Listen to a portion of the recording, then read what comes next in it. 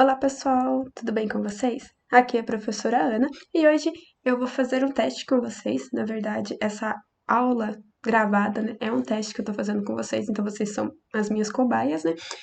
Por quê? O nosso conteúdo em sala de aula, ele é muito prático e não dá pra gente fazer ele todo num celular. Então, por isso, como a gente vai ter algumas teorias, eu acabei optando em fazer uma videoaula para vocês comentando sobre essas teorias. Então, semana passada eu dei para vocês uns exercícios, no qual que eu pedi para vocês responderem sobre alguns conceitos. E nessa videoaula eu vou estar explicando algum desses conceitos que eu pedi para vocês. Então, primeiro, relembrando, né, nós estávamos utilizando em sala de aula a ferramenta Ionic. Mas em si, o que é esse tal de Ionic?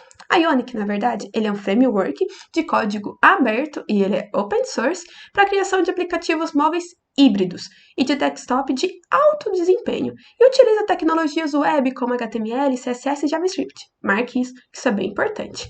Mas tá, professora, pera um pouquinho. O que é esse tal de framework? E o que é essa tal de aplicação híbrida? Espera um pouquinho que eu vou explicar para vocês. Framework, ele faz parte do desenvolvimento de softwares.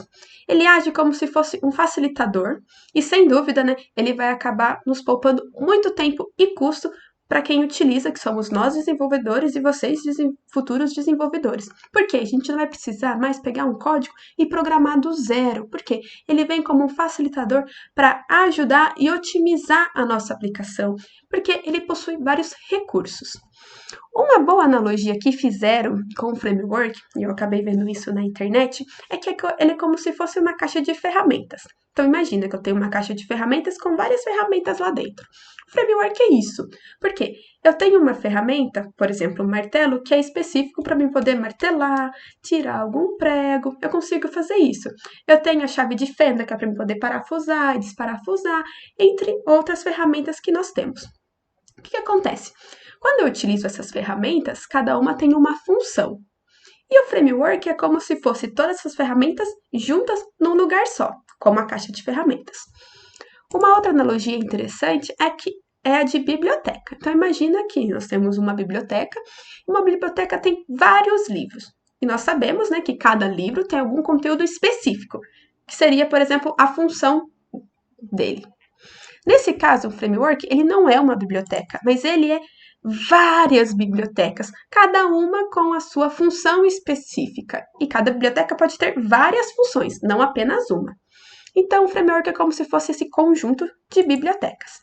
Nós podemos ter uma biblioteca que faz toda a parte de formulário de login, outra biblioteca para validação de campos, outra para conexão com o banco de dados, porque é muito importante quando eu coloco algum conteúdo, eu tenho que salvar esse conteúdo. Nada melhor do que armazená-los dentro de um banco de dados, entre outras N funções que existem lá para a gente. Mas em si, como que o framework funciona? O framework ele tem uma grande variedade de parâmetros e recursos também que garante ao desenvolvedor a possibilidade de fazer algumas personalizações. Porque lembre que lá no início eu comentei alguma coisa sobre códigos, então ele já meio que traz uns códigos para a gente e a gente pode utilizar esses códigos que já foram testados, têm uma qualidade excelente e eu posso apenas modificar às vezes para adequar do jeito que eu quero. Assim, o programador ele não vai ficar tendo que perder muito tempo, entre aspas, né, na arquitetura, e sim no problema que ele quer que a aplicação dele resolva. Isso é muito interessante. E outra coisa também, que o framework acaba utilizando alguns princípios de orientação a objeto. Vocês já ouviram falar de orientação a objeto? Então, a orientação a objeto, ela traz conceitos como abstração, polimorfismo e herança. Mas calma, isso vai ser assunto de outra aula. Mas então, fechando, o framework é um facilitador que ajuda a gente a pegar recursos de várias bibliotecas e trazer para que eu não precise ficar perdendo tempo de fazer códigos do zero. Então eu tenho muito reaproveitamento de códigos. É aquela frase que eu acabo utilizando sempre com vocês. Não adianta eu reinventar a roda. Se existe algo e eu posso utilizar, por que não utilizar? Por que eu vou sofrer e fazer do zero se tem alguma coisa que pode me ajudar? E o outro conceito que eu falei para vocês era sobre as aplicações híbridas. Em si, aplicações híbridas, né, são aplicações que a gente acaba utilizando em dispositivos móveis E essas aplicações híbridas, elas são diferentes de aplicações nativas. Por quê? Imagina que eu tenho uma aplicação nativa. Uma aplicação nativa é, por exemplo, se eu quiser programar para um dispositivo Android, eu tenho que aprender a linguagem nativa do Android para poder executar.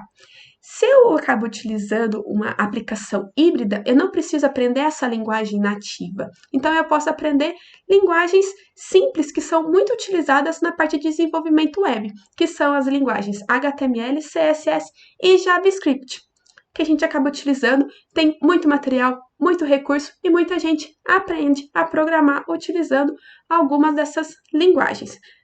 Eu não estou falando que também CSS, gente, é uma linguagem, tá?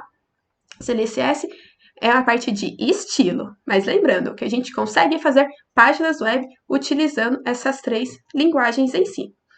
E como elas são muito popular, é mais fácil eu conseguir aprender a programar nela. E o legal, como ela é híbrida, então eu consigo colocar ela não somente em um sistema operacional, eu posso colocar em vários sistemas operacionais, porque é híbrido. Híbrido quer dizer que possui, nesse caso, ele é multiplataforma.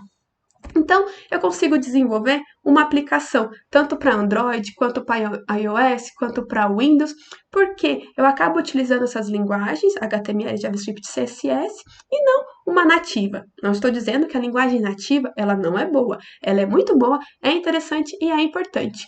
Só que tem que ter um certo estudo para a gente poder fazer. Então, existe algo, nesse caso, que é a aplicação híbrida, que nos dá a possibilidade de fazer aplicações no qual a gente não precisa aprender linguagens nativas, para a gente poder executar e executa em várias plataformas.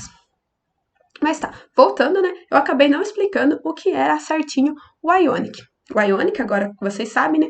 Ele é um framework de código aberto utilizado para a criação móveis híbridas. Então, se é híbrido, quer dizer que eu posso executar essa minha aplicaçãozinha tanto no iOS quanto no iPhone. Desculpa, o iPhone é o iOS, né? Quanto no Android e também no Windows Phone, dependendo do que for preciso. Ele foi desenvolvido por Max, pelo Ben e pelo Adam, e a primeira versão que teve o lançamento foi lá em 2013, então ele ainda é novinho. E atualmente ele está na versão 5. E o Ionic em si, né, ele acaba ajudando equipes a criarem e distribuírem belos aplicativos, porque ele tem toda uma parte de estilo do CSS que consegue fazer todo o estilo, desenho, cor, tudo padrão e geralmente tudo novo, né, formatos novos que são bem atraentes para as nossas plataformas e para nossas aplicações. E, como já é um framework de renome, né? Ele possui também bastante interação e foco na experiência com o usuário, o que nos ajuda bastante. Então é isso, pessoal. Qualquer dúvida, eu tô lá no Teams e vocês podem fazer algumas perguntas para mim, ok? Tchau, tchau!